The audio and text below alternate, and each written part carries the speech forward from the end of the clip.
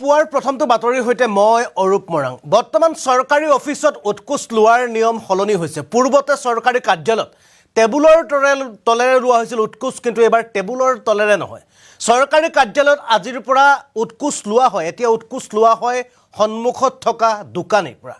এবাৰ অসম চৰকাৰ কঠোৰ হৈছে, মুখ্যমন্ত্ৰী কঠোৰ হৈছে।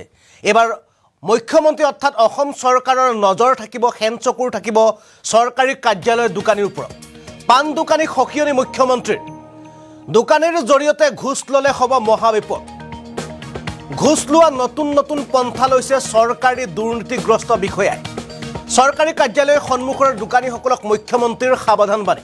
প্ৰতিখন দোকানত চকু ৰাখিব দুৰ্নীতি নিবাৰক শাখাই। ঘোষখোৰৰ বিৰুদ্ধে আৰু অধিক কঠোৰ হ'ব অসম চৰকাৰ। গুগল পে'ৰ জৰিয়তে ঘোষ ল'লেও হ'ব মহাবিপদ।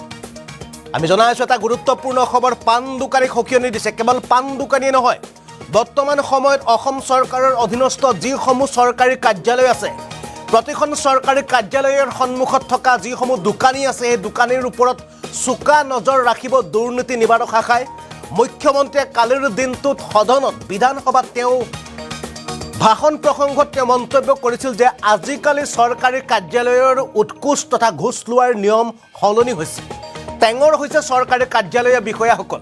তেওঁলোকে আজিকালি হাতে হাতে ঘোষ নলয় বা টেবুলৰ তলেৰে তেওঁলোকে উৎকোচ নলয়।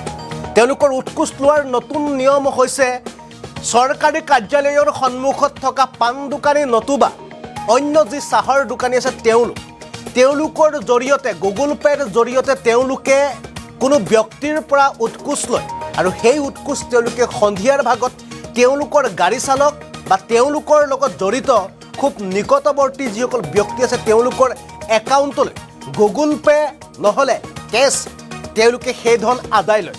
আৰু এতিয়াৰে পৰা হেনচকু ৰখা হ'ব চৰকাৰী কাৰ্যালয়ৰ সন্মুখত থকা প্ৰতিখন দোকানী। আৰু প্ৰতিজনগৰাকী দোকানীয়ে যদি তেনে কামত ধৰা পৰে তেন্তে উৎকোচ লোৱা ব্যক্তিগৰাকীটো জেললৈ যাবই, কিন্তু এই উৎকোচ লোৱাত সহায় কৰা বা সেই উৎকোচৰ পৰা সামান্য অংশ নিজৰ বাবে ৰাখি তেনে বিষয়াক সহায় কৰা পান দোকানী বা অন্য দোকানীও পৰিব মহা বিপদত। কাৰণ তেওঁলোকৰ দোকান বন্ধ হোৱাৰ লগতে তেওঁলোকো যাব লাগিব জেললৈ। কালিৰ দিনটোত বিধানসভাৰ অন্তিমটো দিনত মুখ্যমন্ত্ৰীগৰাকীয়ে এই প্ৰসংগত তেওঁ মন্তব্য কৰি কৈছে যে এতিয়াৰ পৰা দুৰ্নীতি নিবাৰক শাখাৰ চোকা নজৰত থাকিব চৰকাৰী কাৰ্যালয়ৰ সন্মুখত থকা দোকানীসমূহ। আমি পোনে পোনে কালিৰ দিনটোত মুখ্যমন্ত্ৰীয়ে কোৱা যিটো প্ৰসংগ আছিল, এই প্ৰসংগটো এইবাৰ আমি শুনাই ল'বলৈ বিচাৰিছোঁ। ঘোষ ল'লে আমি তাৰ বিৰুদ্ধে কঠোৰ ব্যৱস্থা ল'বলৈ আমি চেষ্টা কৰি আছোঁ আৰু ই আমাৰ নিৰন্তৰ এই চেষ্টা চলি থাকিব। মই এই ক্ষেত্ৰত সদস্যজনৰ লগত সন্মতি প্ৰকাশ কৰোঁ যে আজিকালি টকা হাতেদি নলয় গুগল পে' বা কোনোবা এখন হোটেলৰ বাহিৰত দোকান এখন অফিচৰ বাহিৰত তেওঁলোকে দোকান এখন ফিক্স কৰি থৈ দিয়ে, পইচাটো তাত জমা দিব লাগে। দোকানৰ মানুহজনে কৰ্মচাৰীজনক কৈ দিয়ে যে মই পইচাটো পালোঁ, তেতিয়া ফাইলটো প্ৰচেছ হয়। আৰু বহুতে গুগল পে'ত পইচা লয় আৰু বহুতে নিজৰ ড্ৰাইভাৰ PSOৰ একাউণ্টতো গুগল পে'ত পইচা লৈ লয়। গতিকে এইবিলাক নতুন নতুন কাম বা নতুন নতুন পদ্ধতি বিভিন্ন চৰকাৰী কাৰ্যালয়ত ব্যৱহাৰ হৈছে, কিন্তু আমি তেনেকুৱা মানুহকো বৰ্তমান কেইবাজনো তেনেকুৱা ব্যৱস্থা কৰা মানুহকো আমি গ্ৰেপ্তাৰ কৰিছোঁ। চোৰে যেতিয়া কৌশল সলনি কৰে পুলিচেও তাক সলনি কৰিব লাগে। গতিকে চোৰ পুলিচৰ এইটো খেলা চলি থাকে। আমি এই সম্পৰ্কে সজাগ যে বৰ্তমান ছিষ্টেমবিলাক অলপ পৰিৱৰ্তন হৈছে। আমি নতুন ছিষ্টেমৰ লগত নতুন পদ্ধতি আমি গ্ৰহণ কৰিম। ঘোষ ল'লে আৰু এয়া আছিল মুখ্যমন্ত্ৰীৰ মন্তব্য। কালিৰ দিনটোত বিধানসভাত মুখ্যমন্ত্ৰীগৰাকীয়ে এনেদৰে কৈছে যে চোৰৰ নতুন নিয়ম সলনি হৈছে, অৰ্থাৎ চোৰে নতুন নিয়ম গ্ৰহণ কৰিছে আৰু চোৰৰ নতুন নিয়মৰ লগতে আৰক্ষীও সলনি হ'ব। আৰক্ষীয়ে নতুন কায়দাৰে তেওঁলোকক গ্ৰেপ্তাৰ কৰিব, আটক কৰিব। কিয়নো দেখা পোৱা গৈছে যে শেহতীয়া পৰ্যায়ত দুৰ্নীতি নিবাৰক শাখাই চৰকাৰী কাৰ্যালয়ত কৰ্মৰত ঘোষখোৰ প্ৰতিগৰাকী বিষয়াক তেওঁলোকে বিচাৰি আজি কিছু মাহৰ পূৰ্বৰ পৰা তেওঁলোকক আটক কৰি গৈছিল। আৰু এই আটক কৰাৰ পাছতে যিসকল ঘোষখোৰ বিষয়া কৰ্মচাৰী আছিল চৰকাৰী কাৰ্যালয়ত তেওঁলোকৰ নিয়ম সলনি কৰিছে, অৰ্থাৎ তেওঁলোকেও দুৰ্নীতি নিবাৰক শাখা বা অসম আৰক্ষীৰ চকুত ধূলি মাৰি তেওঁলোকে এতিয়াৰ পৰা বা তেওঁলোকে পূৰ্বৰে পৰা এই ঘোষ লোৱাৰ যি নিয়ম আছে এই নিয়মক তেওঁলোকে সলনি কৰিছিল। অৰ্থাৎ তেওঁলোকৰ চৰকাৰী কাৰ্যালয়ৰ সন্মুখত থকা দোকানীৰ কাষত তেওঁলোকে গুগল পে' নহ'লে কেছৰ জৰিয়তে তেওঁলোকে ঘোষ লৈ আহিছিল, উৎকোচ লৈ আহিছিল। আৰু যেতিয়াই উৎকোচৰ ধন দোকানীবিলাকে লাভ কৰে তাৰ পিছত তেওঁলোকৰ কাৰ্যালয়লৈ অৰ্থাৎ চৰকাৰী বিষয়াসকলৰ কাৰ্যালয়লৈ এটা ফোন আহে দোকানৰ পৰা যে টকা পালোঁ, তাৰ পিছতেহে ফাইলটো আগবাঢ়ে চৰকাৰী কাৰ্যালয়ত বিষয়াসকলে আগবঢ়ায়।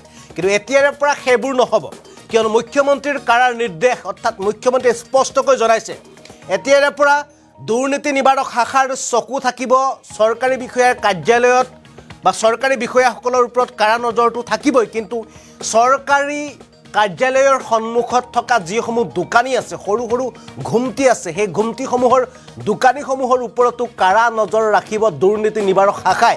কিয়নো যি নতুন নিয়মৰ জৰিয়তে ঘোষ লোৱাৰ যি নতুন কৌশল লৈছে সেই কৌশলক অচিৰেই নাকি লগাব দুৰ্নীতি নিবাৰক শাখা লগতে অসম চৰকাৰে। আৰু এই ক্ষেত্ৰত কালিৰ দিনটোত মুখ্যমন্ত্ৰীয়ে স্পষ্টকৈ জনাইছে, বিধানসভাত মুখ্যমন্ত্ৰীয়ে স্পষ্টকৈ জনাইছে যে সলনি যি ঘোষ লোৱাৰ নিয়ম আছিলে এই নিয়মক এতিয়া যেনেদৰে সলনি কৰা হৈছে তেনেদৰে অসম আৰক্ষীয়েও সলনি হ'ব বা দুৰ্নীতি নিবাৰক শাখাও তেওঁলোকে নিয়ম নীতি সলনি কৰিব নতুন ঘোষ লোৱা নীতিক তেওঁলোকে নাকি লগাবৰ কাৰণে। আমি পুনৰ ফুল পেজ পঢ়িবলৈ চেষ্টা কৰিম। মুখ্যমন্ত্ৰীয়ে ঘোষ লোৱাৰ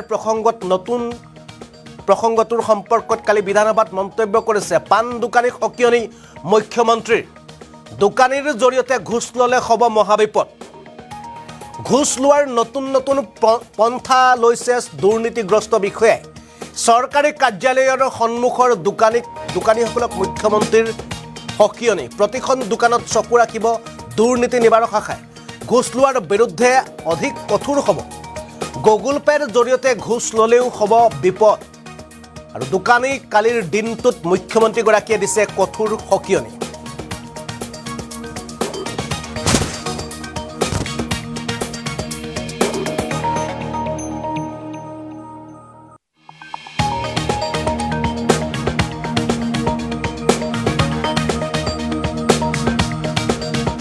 ঘোষ ল'লে আমি তাৰ বিৰুদ্ধে কঠোৰ ব্যৱস্থা ল'বলৈ আমি চেষ্টা কৰি আছোঁ আৰু ই আমাৰ নিৰন্তৰ এই চেষ্টা চলি থাকিব।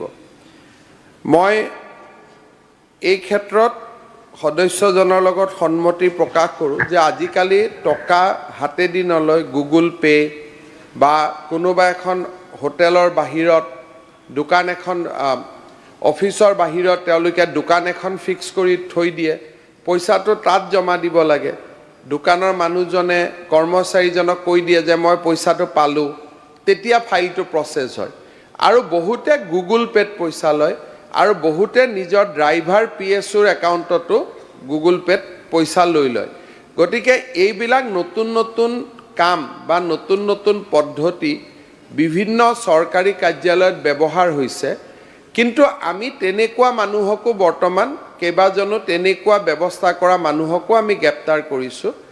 চোৰে যেতিয়া কৌশল সলনি কৰে পুলিচেও তাক সলনি কৰিব লাগে। গতিকে চোৰ পুলিচৰ এইটো খেলা চলি থাকে। আমি এই সম্পৰ্কে সজাগ যে বৰ্তমান ছিষ্টেমবিলাক অলপ পৰিৱৰ্তন হৈছে। আমি নতুন ছিষ্টেমৰ লগত নতুন পদ্ধতি আমি গ্ৰহণ কৰিম। ঘোষ ল'লে আমি তাৰ বিৰুদ্ধে কঠোৰ ব্যৱস্থা ল'বলৈ আমি চেষ্টা কৰি আছোঁ আৰু ই আমাৰ নিৰন্তৰ এই চেষ্টা চলি থাকিব। মই এই ক্ষেত্ৰত সদস্যজনৰ লগত সন্মতি প্ৰকাশ কৰোঁ যে আজিকালি টকা হাতেদি নলয় গুগল পে' বা কোনোবা এখন হোটেলৰ বাহিৰত দোকান এখন অফিচৰ বাহিৰত তেওঁলোকে দোকান এখন ফিক্স কৰি থৈ দিয়ে, পইচাটো তাত জমা দিব লাগে। দোকানৰ মানুহজনে কৰ্মচাৰীজনক কৈ দিয়ে যে মই পইচাটো পালোঁ, তেতিয়া ফাইলটো প্ৰচেছ হয়। আৰু বহুতে গুগল পে'ত পইচা লয় আৰু বহুতে নিজৰ ড্ৰাইভাৰ PSOৰ একাউণ্টতো গুগল পে'ত পইচা লৈ লয়। গতিকে এইবিলাক নতুন কাম বা নতুন পদ্ধতি বিভিন্ন চৰকাৰী কাৰ্যালয়ত ব্যৱহাৰ হৈছে। কিন্তু আমি তেনেকুৱা মানুহকো বৰ্তমান কেইবাজনো তেনেকুৱা ব্যৱস্থা কৰা মানুহকো আমি গ্ৰেপ্তাৰ কৰিছোঁ চোৰে যেতিয়া কৌশল সলনি কৰে পুলিচেও তাক সলনি কৰিব লাগে গতিকে চোৰ পুলিচৰ এইটো খেলা চলি থাকে আমি এই সম্পৰ্কে সজাগ যে বৰ্তমান সিস্টেমবিলাক অলপ পৰিৱৰ্তন হৈছে